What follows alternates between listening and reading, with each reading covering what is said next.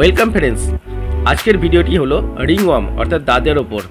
দাঁত এক কঠিন ধরনের চর্মরোগ যেখানে চামড়ার ওপর গোল চাকা চাকা উদ্ভিদ বের হয় এবং সঠিকভাবে চিকিৎসা না করলে এই উদ্ভিদ ধীরে ধীরে বাড়তে থাকে এবং চামড়ার অনেকটা অংশ জুড়ে সৃষ্টি হয়।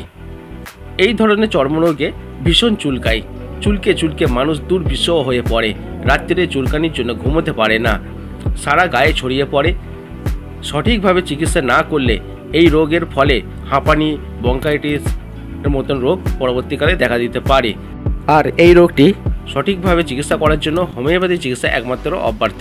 এক্ষেত্রে হোমিওপ্যাথি মেডিসিন ব্যাসিলিনাম, অ্যাসিড ক্রাইসো খুবই ভালো কাজ করে। এছাড়া অ্যাসিড ক্রাইসো মাদার এক্সটার্নাল ইউজের জন্য ব্যবহার করা যেতে পারে।